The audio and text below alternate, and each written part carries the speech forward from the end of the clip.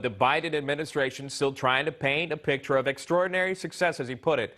And now Republicans are taking matters into their own hands to figure out how this all happened, how it unfolded the way it did. The ranking member of the House Oversight and Reform Committee, Ranking Chair Congressman James Comer, releasing a statement that reads this: America needs answers on Afghanistan, and since the White House either cherry picks what questions to answer or completely fails to respond to questions, Republicans have had to find answers elsewhere. End quote. Joining us now is Congressman Kentucky James Comer. Congressman, thank you so much for coming on. I appreciate this. Congressman, how do you plan on getting answers here? What are you and your colleagues doing at this moment? Well, we're launching a full-scale probe on every angle we can find. We're trying to determine what the administration's vetting process is. We're trying to determine what the administration based their belief that the Taliban would actually, or that the Afghan forces would actually fight the Taliban when America was withdrawing its troops. We're trying to find every answer that every American wants. What did the intelligence community tell the president? Did he know that there was a high risk of potential loss of life among American troops the day that that 13 troops died? We're trying to find out answers that Joe Biden should have already told us by now. So we're questioning every potential person that would have any knowledge, whether they be in the intelligence community, whether they be active troops. We're trying to talk to people who have just been evacuated, who were left behind a few days. I mean, this is a full-scale investigation, probe, whatever you want to call it, from the minority. Unfortunately, we don't have subpoena power because we are in the minority, and unfortunately the Biden administration is not cooperating with us. And as you mentioned earlier, the mainstream media continues to give Joe Biden a free pass on his botched Afghanistan withdrawal.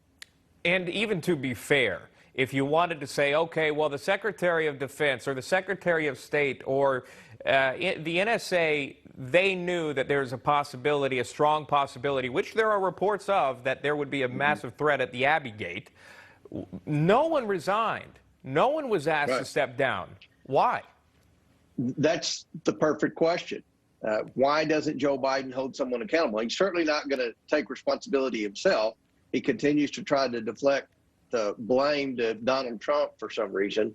But at the end of the day, someone should be held accountable. If the intelligence community gave us bad advice, then the highest ranking person in the intelligence community should be held accountable. If the military made mistakes, if the commanding officers didn't take the advice from the intelligence community, that the Abbey Gate, that the other vulnerable spots around the airport could have potential catastrophe, then the highest ranking military officials should be held accountable. And if the State Department did not have a full accounting of all the people who were supposed to be evacuated, and they actually left people behind and blocked efforts to save Americans left behind enemy lines, then someone at the highest level of the State Department should be held accountable. But right now, Joe Biden continues to, when asked politely by the liberal mainstream media, he tries to deflect blame onto Donald Trump. And that's even if you get him to comment on camera, but right now they want to talk about their spending plans over stranded Americans in Afghanistan.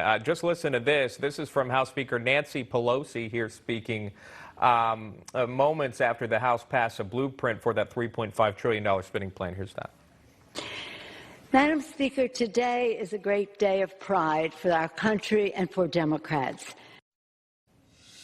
It's a quick bite, but to the point. Final thoughts from you on the House Speaker's comments there.